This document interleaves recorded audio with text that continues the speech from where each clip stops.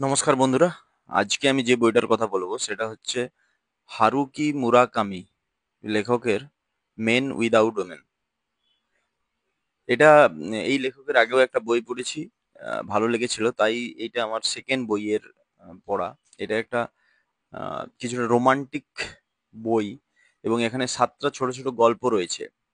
ঠিক আছে, সেই গল্পগুলো পারফেক্টলি রোমান্টিক বলা চলে না, কিন্তু সেই গল্পগুলো থেকে আমরা কি শিক্ষা পাই বা আমাদের ইমোশনাল কন্ডিশন কেমন থাকে বা লাভ জিনিসটা কি সেটা সম্পর্কে একটা অন্যরকম ধারণা পাওয়া যায়, যেটা ছোট গল্পের মাধ্যমে বর্ণনা করা রয়েছে এখানে। যে 7টা গল্প রয়েছে তার মধ্যে সব থেকে আমার যে গল্পটা ভালো রয়েছে সেটা হচ্ছে ড্রাইভ মাই কার বলে যে গল্পটা রয়েছে।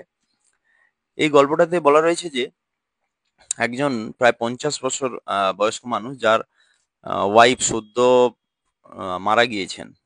আহ, তো মারা যাওয়ার পরে তিনি জানতে পারলেন যে ওর ওয়াইফের সঙ্গে অন্য একজন ব্যক্তির রিলেশন ছিল। তো তিনি জানতে চাইছিলেন যে যে কেন আমার ওয়াইফ আমার সঙ্গে এমন করলো। তার মারা যাওয়ার পরে তিনি কি করলেন, একজন নিজের জন্য একজন ড্রাইভার রাখলেন, উম, যার বয়স প্রায় 25 বছর, তো তার মেয়ের বয়সের কাছাকাছি যদি তার মেয়ে হতো। এবং তিনি যেখানেই যেতেন, কাজে যেতেন, তখন ওই ড্রাইভারটিকে সঙ্গে করে নিয়ে যেতেন এবং তার সঙ্গে তার যে কথোপকথন সেই বিষয়ে বর্ণনা করা রয়েছে খুব সুন্দরভাবে। যেটা সব থেকে ইন্টারেস্টিং মূল পর্বে, যে তার ওয়াইফের সঙ্গে যে মানুষটার সম্পর্ক ছিল সেই মানুষটার সঙ্গে তিনি দেখা করলেন তার অজান্তে, অর্থাৎ তাকে জানতে দিলেন না যে তিনি সব জানেন তার ওয়াইফের সঙ্গে তার সম্পর্কের বিষয়ে। তারপরে সেই লোকটার প্রতি কিন্তু প্রথমে তিনি একটা রিভেঞ্জ নিতে চেয়েছিলেন, কিন্তু পরবর্তীকালে তিনি ফিল করলেন যে তার ওয়াইফ কে সেও খুব ভালোবাসতো, অর্থাৎ যার সঙ্গে রিলেশনে ছিল, এবং তিনি খুব একাকী ছিলেন। এবং এখানে লোকটারও তেমন কিছু দোষ ছিল না, কোনো ইনফ্যাচুয়েশন বশত দুজনে দুজনের পাশাপাশি চলে আসে এবং একটা ভালো রিলেশন তৈরি হয়ে যায়। তিনি এর খোঁজ করতে চেয়েছিলেন যে কেন তার ওয়াইফ তাকে বাদ দিয়ে অন্য কাউকে ভালোবাসলেন বা অন্য কারোর সঙ্গে গেলেন।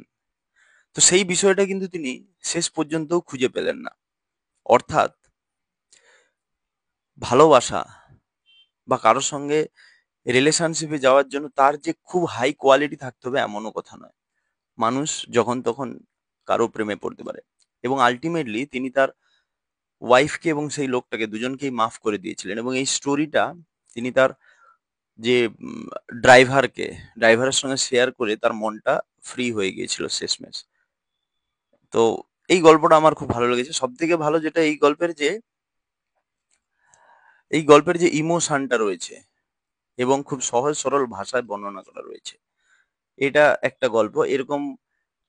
যে আর একটা যেটা মেন গল্প রয়েছে, যে মেন উইদাউট উইমেন, সবের শেষের চ্যাপ্টারটা রয়েছে, সেটাতেও একটা আনকন্ডিশনাল লাভের কথা বলা রয়েছে।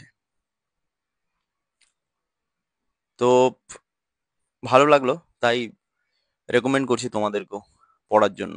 আশা করি ভালো লাগবে। Thank you.